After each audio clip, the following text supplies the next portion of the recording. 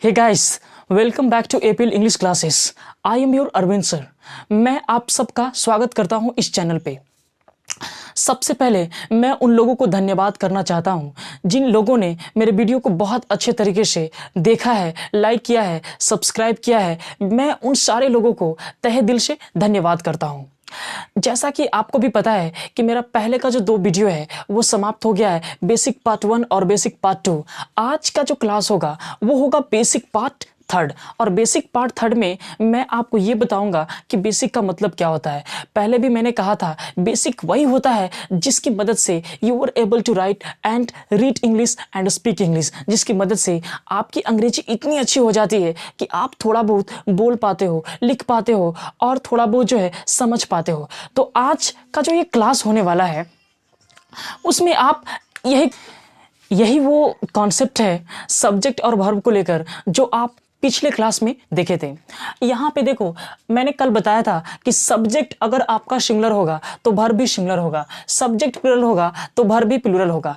और इस कॉन्सेप्ट के माध्यम से जो है एक हम लोग मेन स्ट्रक्चर बनाएंगे जिसकी मदद से आप अंग्रेजी बोल पाओगे, थोड़ा बहुत अंग्रेजी जो है लिख पाओगे और समझ भी पाओगे। वो स्ट्रक्चर होगा, इससे जो एक मेन स्ट्रक्चर हम लोग तैयार करते हैं और वो होता है ये। मुझे बताओ, कल के वीडियो में मैंने यही बताया है ना कि V1 जो होता है वो प्लूरल होता है नेचर में, V5 जो होता है वो सिंगुलर होता है नेचर में। और इन दोनों में डिफरेंसेस भी बताए हैं कि दुनिया का कोई भी वर्ब अगर उसमें एस या फिर ईएस नहीं लगा है तो वो सिंगुलर हो नहीं सकता है, वो V5 हो नहीं सकता है। और V1 वही होगा जो विदाउट एस या ईएस के साथ समाप्त होता हो। तो यहाँ जो हमारा मेन स्ट्रक्चर है वो ये है कि सब्जेक्ट V1 और यहाँ पे V5 अदर वर्ड, ये जो है आपका मेन स्ट्रक्चर है। और इस मेन स्ट्रक्चर के मदद से आप हजारों स्ट्रक्चर बना सकते हो। बस इस स्ट्रक्चर के माध्यम से हजारों स्ट्रक्चर बना सकते हो और इसकी मदद से जो है आप अपने इंग्लिश को इम्प्रूव कर सकते हो। आपकी स्पीकिंग अच्छी हो जाएगी, आपकी जो है राइटिंग अच्छा हो जाएगा। चलो देख लो, ये है V1, ये प्लूरल हो गया, ये है V5, ये सिंगुलर हो गया, ये आपका सब्जेक्ट है। अब यहाँ का जो वर्ब है वो सब्जेक्ट के नेचर पे निर्भर करेगा कि सब्जेक्ट अगर आपका सिंगुलर होगा तो वर्ब भी सिंगुलर लगाओगे, सब्जेक्ट आपका प्लूरल होगा तो वर्ब भी जो है वो प्लूरल होगा। ऐसे आप देख लो, जैसे अगर मैंने कहा आई, बोलो आई के साथ क्या लगाओगे, आई प्ले होगा। तो यहाँ पे देखो, मैंने लिखा आई, यहाँ पे मैंने लिखा दे, यहाँ पे मैंने लिखा यू, इन सब के साथ आप लगा दो play. I play, they play, you play, he plays होगा, सी प्लेज होगा, लता प्लेज होगा और ही सिंग्स होगा, सी सिंग्स होगा। अब यहाँ पे जो है आपको थोड़ा सा ध्यान रखना है कि अगर आपका सब्जेक्ट प्लूरल होगा तो वर्ब जो है वो भी प्लूरल लगेगा, अगर आपका सब्जेक्ट सिंगुलर होगा तो वर्ब जो है वो सिंगुलर लगाना है। ये बहुत ही बेसिक है, ये आपको आना चाहिए। अगर नहीं भी आता है तो यहाँ पे देख लो, I play, they play, you play, Ram and Shyam play. Ram and Shyam आपको कल भी बताया गया था कि यहाँ पे 2 लोग हैं, इसका जो नेचर है वो प्लूरल हो गया, ये सिंगुलर नहीं है। अब सिंगुलर नहीं है तो इसके साथ जो वर्ब है वो प्लूरल लगेगा। यह है आपका बेसिक कॉन्सेप्ट का main structure, subject V1, V5 और अदर वर्ड। इसके माध्यम से जो है आप हजारों स्ट्रक्चर बना सकते हैं। अब कैसे बनता है इसको देखो, इसका जो फॉर्मेशन है वो कैसे होगा। मान लो अगर आपको कहना है कि तुम जानते हो, यू नो, लता जानती है, लता नोज। लेकिन अगर यही कहना है कि लता अंग्रेजी बोलना जानती है तो आप क्या कहोगे, ऐसे कहोगे ना, Lata knows to speak English. आप कहोगे Lata knows to speak English. Exam के पॉइंट ऑफ व्यू से यही तो गलत है। एग्जाम में ऐसे ही सवाल तो आता है, यहाँ पे जो है एरर है। ये ऐसे नहीं होता है, ये आप ऐसे नहीं कह सकते हो Lata knows to speak English, Lata knows speak English. ये सब गलत है, ये आपका जो सेंटेंस है वो गलत है। तो इसका सही सेंटेंस क्या होगा उसको देखो, आप कहोगे Lata knows how to speak English. ये जो है इसका सही कॉन्सेप्ट है। लता नोज, लता जानती है हाउ टू स्पीक इंग्लिश, अंग्रेजी जो है कैसे बोलना है। इसका मतलब यह है कि लता को अंग्रेजी बोलना आता है। तो ऐसे जो है आप सेंटेंस को फ्रेम करके उसका स्ट्रक्चर जो है आप तैयार कर सकते हो। वो कैसे, देख लो। इसका जो स्ट्रक्चर है वो ऐसे हम करेंगे। मान लो सब्जेक्ट है, नो है, और यहाँ पे मैंने लिख दिया नोज, फिर कर दिया हाउ, और इसके साथ 2 + V1। ये हो गया पहला स्ट्रक्चर। आप दूसरा स्ट्रक्चर भी बना सकते हैं। सब्जेक्ट हो गया, वांट हो गया, वांट्स हो गया। याद रखना इसके बाद जो है वो 2 + V1 + अदर वर्ड। यहाँ पे आप हाउ टू नहीं लगा सकते हो, यहाँ पे हाउ टू होगा। क्यों होगा हम अभी बताते हैं, लेकिन आप देखो कि ये जो आपका स्ट्रक्चर है वो मेन स्ट्रक्चर है कि नहीं। अब जैसे देख लो subject V1 V5 other word, यहाँ भी देखो ये आपका V1 है, यहाँ देखो ये आपका V5 है, तो सब्जेक्ट हुआ, V1 हुआ, V5 हुआ, how to + V1 + other word. यहाँ पे भी देख लो सब्जेक्ट है, वांट है, ये V1 है, ये V5 है, 2 + V1 अदर वर्ड। इस तरह से जो है यहाँ पे दो स्ट्रक्चर है, लेकिन ये दोनों में अंतर है। यहाँ पे आप हाउ टू नहीं लगा सकते हो। अब इसलिए नहीं लगा सकते हो क्योंकि वांट और वांट्स जो है, वांट्स 2 + V1 जो है वो आपके विश और आपका जो डिजायर है उसको शो करता है, उसको बताता है। लेकिन हाउ टू + V1 जो है वो आपके परफेक्शन को बताता है, आपकी जो निपुणता होती है उसको बताता है। जैसे किसी ने कहा कि मुझे खेलना आता है या फिर मैं खेलना जानता हूँ, इसका मतलब है कि कैसे खेला जाता है उसका जो है उसको ज्ञान है। It means he knows how to play, उसको पता है कि कैसे खेला जाता है, उसको मालूम है, उसको आता है खेलना, इसलिए वो कहता है I know how to play, I know how to speak English. तो आपको जो है दोनों में थोड़ा सा अंतर जो है उसको आपको, उसका जो कॉन्सेप्ट है उसको आपको क्लियर कर लेना है। हाउ टू + V1 वो आपकी निपुणता को शो करेगा। आपकी निपुणता ये जो है दोनों सेंस देता है, आता है या फिर जानता हूं।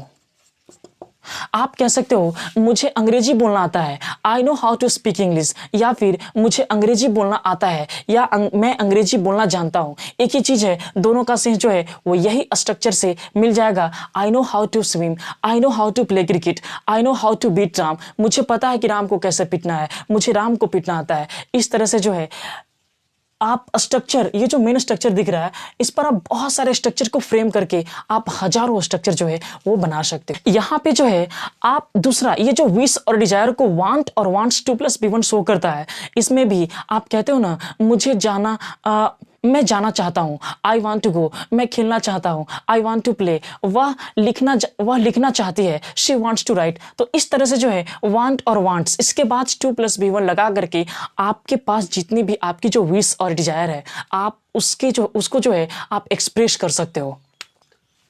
अब जो है इस मेन बेसिक स्ट्रक्चर के माध्यम से अब दूसरे स्ट्रक्चर की तरफ हम बढ़ते हैं। यहाँ पे मैं बता दूँ दूसरा स्ट्रक्चर वो ये है, आप सिंपली सब्जेक्ट लगा देते हो। सब्जेक्ट लगाने के बाद आप लगाओगे डू, आप लगाओगे डज, और इसके बाद आप लगा दोगे V1, और फिर यहाँ पे जो होगा वो हो जाएगा आपका अदर वर्ड।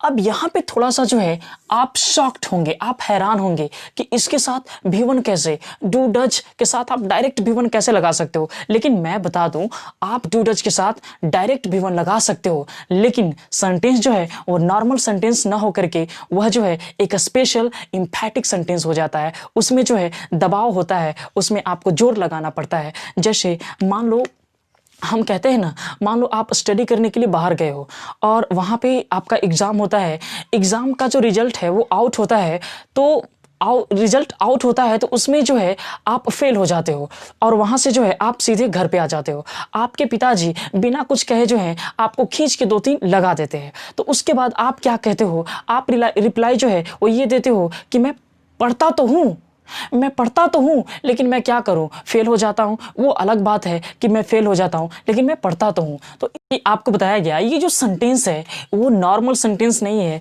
ये सेंटेंस आपका एम्फैटिक है। आप कहते हो ना मैं पढ़ता तो हूँ, तो आप क्या कहोगे, आप कहते हो आई डू रीड, मैं पढ़ता तो हूँ, मैं खेलता तो हूँ, आई टू प्ले, तुम गाते तो हो, यू डू सिंग। इस तरह से जो है बहुत सारे सेंटेंस आप बना सकते हो और इन्हीं सेंटेंस, इन्हीं स्ट्रक्चर्स और इन्हीं मेथड्स से जो है आपका अंग्रेजी जो है वो इम्प्रूव हो जाएगा। आप थोड़ा बहुत जो है लिखना जान जाओगे, थोड़ा बहुत जो है समझना और बोलना भी जान जाओगे। आगे इसी में जो है आप खूब अंग्रेजी बोल सकते हो, कुछ नहीं है, बहुत आसान है अंग्रेजी। यू दे और यहाँ पे मैंने लिख दिया आई। इन सब के साथ जो है आप डू लगा दो और इसके बाद जो है कोई भी एक वर्ब लगा दो। जैसे मैंने यहाँ पे लिख दिया लाफ। अब यू डू लाफ, तुम हंसते तो हो, दे डू लाफ, वे लोग हंसते तो हैं, आई डू लाफ, मैं हंसता तो हूँ। इस तरह से जो है आप बहुत सारे सेंटेंसेस बना सकते हैं। आगे मैं दिखाता हूँ कि आप इन सब्जेक्ट को ये जो सब्जेक्ट दिख रहा है इसको हटा भी सकते हो और यहाँ हटा करके आप डायरेक्ट लिख सकते हो डू कम। आप लिख सकते हो डू लाफ। तो इसका मतलब क्या है, ये सेंटेंस यहाँ पे ऑक्सिलरी वर्ब का काम कर रहा है ये डू। ये सेंटेंस जो है वो इंपेरेटिव का रूप ले लेता है। लेकिन do come, do laugh, do play, इसका मतलब होता है अवश्य आना, अवश्य खेलना, अवश्य हंसना। ये जो है अवश्य, इसका ये जो सेंस है वो अवश्य का देगा। अवश्य हंसना डू लाफ, अवश्य आना डू कम। और भी जो है आप बहुत सारे स्ट्रक्चर जो है वो फ्रेम कर सकते हैं। और जैसा कि जो है आगे जो है आप बना सकते हैं, जैसे कि मैंने यहाँ पे लिखा सब्जेक्ट, यहाँ पे लिखा डू और यहाँ हो गया डच। इसके बाद जो है आप लिखोगे नथिंग और फिर इसके बाद हो जाएगा बट और फिर इसके बाद जो होता है वो हो जाएगा फॉर्मेशन में जो है आगे आप देखो सब्जेक्ट है, डू है, डच है, उसके बाद नथिंग है और फिर मैंने बट लगाया और उसके बाद जो है यहाँ पे भी1 है। इसका जो सेंस होता है वो क्या होगा, जैसे आप कहते हो ना कि वह खेलते ही रहता है, तुम गाते ही रहते हो। इसका मतलब है एक ये भी सेंस हो सकता है कि वह खेलने के सिवा कुछ नहीं करता है। इसका मतलब वह खेलते ही रहता है। तो आप बस सिंपली कहना, बस ये कहना कि यू डू नथिंग।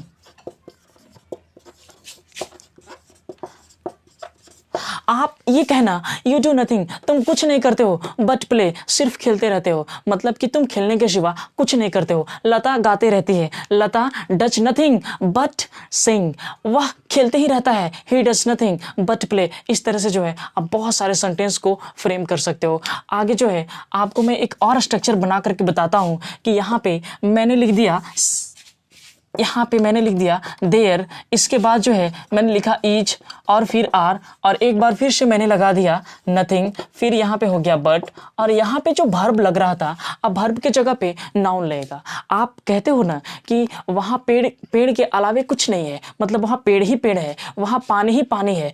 तो इस तरह के सेंटेंस भी जो है आप इससे बना सकते हो। इन सारे सेंटेंसेस में आप देखो कि ये जो है वो मेन स्ट्रक्चर का काम कर रहा है, इसी की मदद से सारा फ्रेम हो रहा है। यहाँ पे देख लो ये सिंगुलर है, ये जो आर है ये प्लूरल है, ये सिंगुलर है ना हेल्पिंग वर्ब। लेकिन देखो अंत क्या से हो रहा है, एस से हो रहा है। तो मैंने कहा भी है पिछले वीडियो में कि अगर वो V5 होगा, अगर वो सिंगुलर वर्ब होगा तो वह जो है एस से ही एंड करेगा। मतलब दुनिया का कोई भी वर्ब अगर वो एस या एस से एंड नहीं करता है तो वो कभी ना तो V5 होगा और ना ही जो है वो सिंगुलर होगा।